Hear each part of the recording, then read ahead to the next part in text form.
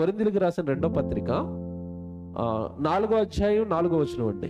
ఆ దేవుని స్వరూపమై ఉన్న క్రీస్తు మహిమను కనపరచు సువార్త ప్రకాశము వారికి ప్రకాశింపకుండు నిమిత్తము ఇదిగో ఈ యుగ సంబంధమైన దేవత అనగా అపవాది సాతాను వారి మనోనేత్రములకు గుడ్డితనం కలగజేసింది. అదండి వాక్యం ద్వారా దేవుడు నేనే నిన్ను పుట్టించాను అంటే నమ్మటం లేదు మనిషి.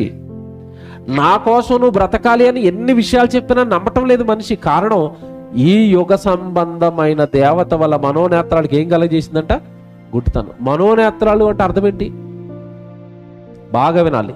అపవాది ఏ నేత్రాలను పొడిచింది అంటే బాహ్య నేత్రాలు బాగానే ఉన్నాయి, ఈ కళ్ళు బాగానే ఉన్నాయి, ఈ కళ్ళు బాగానే ఉంచింది, మనోనేత్రాలు పొడి చేసింది. మనోనేత్రాలు అంటే మనస్సుకు కొంచెం ఆలోచన ఉంటుంది. ఉదాహరణ, పరలోకమందున్న మా తండ్రి అనగానే నీ మనసు పరలోకాన్ని చూస్తుంది అనుకోండి, అది మనోనేత్రం అంటే.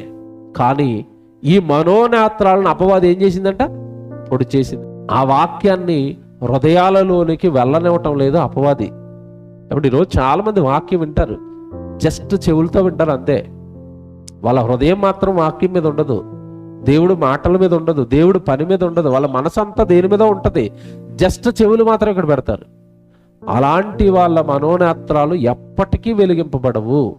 వాక్యము హృదయముతో వినాలి, దేవుడి మాటను ప్రేమతో వినాలి, దేవుడు చెప్తున్న సంగతుల్లో ఉన్న ఆ మధురాన్ని ఆస్వాదించాలి. అబ్బా, దేవుడు ఎంత మంచి మాట రాశాడా బైబిల్లో, దేవుడు ఎంత గొప్పగా రాశాడా బైబిల్లో, నేను పట్టుకున్న బైబిల్ ఎంత గొప్పదా, నా తండ్రి బైబిల్లో రాయించిన మాటలు ఎంత స్వచ్ఛమైనవా, ప్రపంచంలో పండితులకు సహితం తెలియని జ్ఞాన సంగతులు నా తండ్రి బైబిల్లో రాయిస్తున్నాడా, నా బైబిల్ గొప్పది, నా తండ్రి గొప్పవాడు అని ఎప్పుడైతే హృదయాన్ని తెరిచి వాక్యం వింటారో వాళ్ళ మనోనేత్రాలు వెలిగింపబడతాయి.